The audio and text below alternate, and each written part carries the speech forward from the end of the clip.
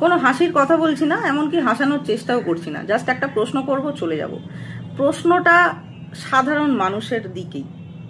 দেখুন, এই যে রক্তবীজ সিনেমাটা এসছে, এই মানে রক্তবীজ পার্ট 2, এই সিনেমাটা নিয়ে অনেকেই অনেক কিছু লিখছেন, নিজেদের রিভিউ, নিজেদের ফিডব্যাক যেটাই বলুন না কেন, কিন্তু লেখার সময় অনেকেই দেখি শিবপ্রসাদের ছবি এই কথাটা লেখেন।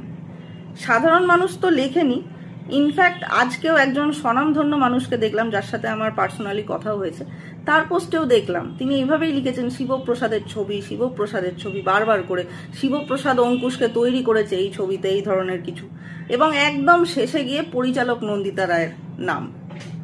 আচ্ছা, আপনারা যখন এই সিনেমাগুলো দেখেন, একটা ডিরেক্টর ডুও কাজ করছে, এটা নন্দিতা রায় এবং শিবপ্রসাদ মুখোপাধ্যায়ের ছবি, তাদের দুজনের পরিচালনা। তাহলে নন্দিতা রায়ের কথাটা আপনারা বলেন না কেন? শুধু শিবপ্রসাদের ছবি তো এটা নয়। তাহলে একজন মহিলা পরিচালকের নাম আপনারা কি ভুলে যান? আপনারা কি ভুলে যান যে অঙ্কুশকে অন্য কোনো ভাবে যদি এই সিনেমায় আপনারা দেখতে পান, তাহলে তার পুরো কৃতিত্ব অবশ্যই শিবপ্রসাদ মুখোপাধ্যায়েরও আছে, কিন্তু নন্দিতা রায়েরও আছে। ওনার কথাটা মাথায় আসতে আপনাদের এত প্রবলেম হয় কেন? অনেককেই দেখি নন্দিতা রায়ের নামটা করেনি না, সিনেমার ক্রেডিটে বড় বড় করে যায়, দেখবেন পরিচালক নন্দিতা রায়ের নাম। ইনফ্যাক্ট শিবপ্রসাদ মুখোপাধ্যায়ের আগেই লেখা থাকে, ইউটিউব ভিডিওর ট্রেলারে দেখুন, সেখানেও আছে আগে নন্দিতা রায়, তারপর শিবপ্রসাদ মুখোপাধ্যায়। নিশ্চয়ই এটা ওনার সিনিয়রিটিকে হয়তো রেসপেক্ট করে দেওয়া।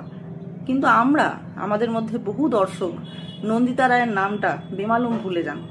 এটা দুঃখজনক।